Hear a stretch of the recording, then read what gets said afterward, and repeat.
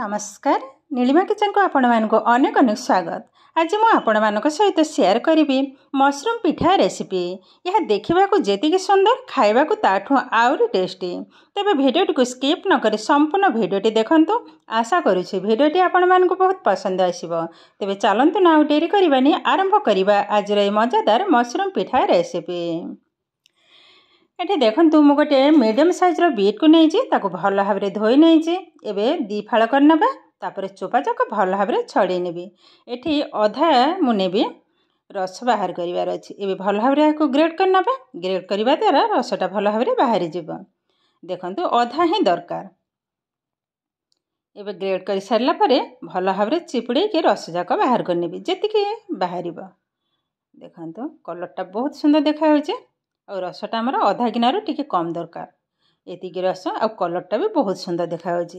एबे side करनबा gas on करी बसई नहीं कड़ी। कड़ीटे भल भाव में तातिला परे देदेबा गोटे टेबल स्पून गुआ घी। घीटा भल भाव में तातिला परे गोटे कप देदेबा मैदा। एबे लो फ्लेम रे मैदाटा भाजीबी एवं स्वाद अनुसार लुण को मध्य पकई नबा।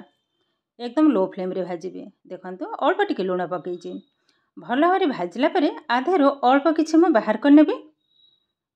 एबे देदेबा गरम पानी। ठंडा पानी जमा भी देबेनी आ पानीटा अल्प ही देबी। जदि लागिबो चकटला बेले गरम पानी रे ही चकटिबी आ जदि नरम हो जिवो भल हबनी। ए हे गलानी बाहर करनेबी। से कड़े रे देदेबा बीट रस। एबे गोटे मिनिट पई टिके फुटिबा। फुटिला परे आरो गोटे जो स्मेल थाए से स्मेलटा कमी जिवो। भल भाव में टिके फुटिबा दरकार। एबे देखंतु सुंदर भाव में फुटिबा स्टार्ट कलानी। एबे जो मैदा मु अधा बाहर कर रखिथिली अधारू टिके कम ताकू ढाली नबा। एबे भल भाव में गोळेई नेबी। एबे गैस को बंद कर नबा। देखंतु एबे हमर रेडी हे गलानी। भल भाव में गोळेई नेला परे एहा को मध गोटे थाली को बाहर कर नबा। एबे चकटी नबा। देखंतु एबे भी सुखिला अछि। मु गरम पानी अल्प टिके पकेबी। भल भाव में चकटी नेबी। आ बास्नाटा भी बहुत सुंदर आसुची। मैदा भाजी नहीं जो घीरे मु भाजी घीर गोटे बास्ना थाए बहुत सुंदर बास्ना अच्छी।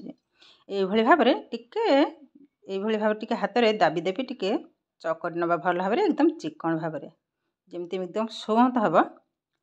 जितेटा स्मूथ हम चकटाटा पिठाटा से भल बनब। ये रेडी हो गलानी। एबे जो बीट रस देहरे जो आणटा तैयारी करथिली सॉरी लोटा ताकू भल भाव में चकटी नबा। देखंतु अल्प टिके पानी पकईची टिके टिके जो गेटाली अच्छी मो आंगुठी साहाय्य भल भाव में दली नहीं। ये रेडी हो गलानी। एबे बेली नबा। जो धड़ारू मो अल्प टिके रखी नहीं एबे बेली नबा भल भाव में जितेटा संभव। ए बेसी भी पतला करिबिनी। देखंतु एई भली भाव में बड़ आकार गोटे बेली नेले। एबे गोटे ग्लास साहाय्य काटी नबा। ए धड़ाटा जेतिकी हबा जो बीट कलरटा सेतिकी ही काटी नेबी से अनुसार। देखंतु एई भली भाव में सब जाक काटी नबा। रेडी हो गलानी। एपटे भी बीट जो कलर वाला ताकू मध्य काटी नहीं। एबे पिठा तैयारी करिबा। रखनेली गोटे। एबे कौन करिबा देखंतु मो जो पेन से पेन ठिपी नहीं ता धरे एई भली भाव में छोट छोट आकार काटी नबा। गोटे डिजाइन हो जिवो सुंदर देखाई जिवो। आराम से किंतु काटी हो जिवो। एबे उठे नबा। देखंतु केते सुंदर भाव में गोल गोल रे काटी हो गलानी। तो एई भली भाव में सब जाक ए कलर काटी नबा हेगो। काटिबा किंतु बहुत सुंदर लागुचे। जल्दी जल्दी कटा हो जाउचे। तो ए भली भाव में सब जाक काटी नहीं। एबे पिठा तैयारी करिबा। रखिनेली गोटे धड़ा टिके हल्का टिके पानी मु लगे नहीं देखई पारलिने ऊपर रखिनेली नाली कलर। एबे उल्टाई नेले। एबे ऊपर आउ टिके पानी को लगे नेबे। तापर रखिनबा पुर। एठी मु गुड़ एवं नड़ियार गोटे पुर तैयारी करथिले ताकू रखिनेले। एबे साइड रे पुणे टिके टिके पानी लगे नेबे। पानी लगे नहीं एबे मोड़ी नबा। हल्का रे किंतु मोड़ीबा को हबा नहले किंतु जो तल साइडटा छिंडी हो जिवो। देखंतु ए भली भाव में एकदम गोल गोल करी मोड़ी नबा। आग चापी नबा टिके टिके। ए मझीटा भल भाव टिके चापी नबा को हबा।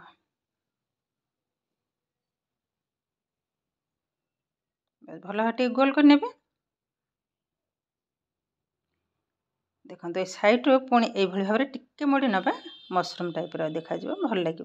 देखो ये भाव में मोड़ी नहीं तो ये भाव में आग सब पिठा तैयारी करने। देखो सब जगह तैयारी करने एबे आउरी बाकी अच्छी। देखो मुझे धला रखी थी ताधरू 1 इंच नेखाए काटी नहीं लंबा करी। आउ प्लेट रे देखो किछटा मैदा को मु घोल गोटे प्रस्तुत कर रखी थी। एबे कौन करवा देखो साइड रे गोटे उठेले ये आण लगे नवा मझे आस्तिकिना बसई ने बस हल्का टिके दाबी नौ। तो ये भाव में सब जाक लगे ने देखा किंतु बहुत सुंदर लगे। देखो सब जाक ये भाव में भल भाव में मुझे लगे नहीं। आ पिठाटा देखो गढ़ला पर केतेटा सुंदर देखा, बहुत सुंदर देखा। बिना कलर रे केते सुंदर भाव में देखो पिठा आमर रेडी हो गलानी। एबे सिझेबा आज किंतु छाणीबिनी या सिझेबी। तो गैस रे ऑलरेडी पानी बसई नहीं गोटे छणाटाई रखीचे। एबे छणा पर रखिने गोटे कटन कपड़ा को ओदा कर नहीं। एबे गरम हो गलानी सब जाक पिठा को गोटे गोटे कर बसई नेबे। तापर कवर करनबा हाई फ्लेम रे 5 ରୁ 6 मिनट। तापर ही खोलिबी कवर करनबा 5-6 मिनट पर ही आपण मान सहित पुणी शेयर करेंगे। एबे पाखापाखि हो गलानी 6 ରୁ 7 मिनट। करेन्ट भी ना किसी कर ना। देखो खोली नेली पिठा भी रेडी। एबे गोटे प्लेट को बाहर करनेबी। करेन्ट तो ना आ कौन करवा। देखो पिठाटा केतेटा सुंदर देखा माने आग जो कंचा अवस्था रे गोटे कलर सिझला पर आउ गोटे कलर यह छाणी थे भी आउरी सुंदर देखा था। आउ मात्र कई दिन ही रहा दुर्गा पूजा। दुर्गा पूजा माने घर को बंधु बांधव सांगसाथी तो आसबे। तो से भाव में विभिन्न प्रकार डिजाइन पिठा घरे बन खाइबा दिंतु देखिए से बहुत खुशी होइजिबे। आ पिठाटा देखा जी सुंदर किंतु खाइबा बहुत टेस्टी एकदम सॉफ्ट। जेहेतु घीरे मुझे भाजी नहीं बास्नाटा भी बहुत सुंदर आसब। एबे गोटे पाखरे मुझे देखा देखो पिठाटा केतेटा सुंदर बनी। भांगिकी तो मध्य देखी केतेटा सुंदर बनी एवं केतेटा सॉफ्ट बनी। देखो बहुत सुंदर बनी। एबे गोटे भांगिकी देखा देखो भीतर किंतु एकदम ठासा पूरा आ खाइबा किंतु बहुत सुंदर टेस्ट। तो ये किंतु आमर प्रस्तुत हो गला आजिर मशरूम पिठा रेसिपी। आजिर भिडियोटी आपण मानकु केमिति लागिला कमेंट करने को जमा भी भूलिबेनी। आउ जदि भिडियोटी भल लगे लाइक करेंगे, शेयर करेंगे। चैनल टी नुआ थिले चैनल टी को सब्सक्राइब करने सहित पाखरे थिबा बेल आइकन को क्लिक करेंगे। आगु आसुवा नुआ नुआ भिडियोर नोटिफिकेशन सर्वप्रथमे आपण मानक पाखरे पहुँची जिवो। फेसबुक पेज रे देखुथिले पेजटी को निश्चय फॉलो करेंगे। ताहले आज पई रहुची पुणी देखा हबो आउ एक नुआ भिडियो रे। नमस्कार।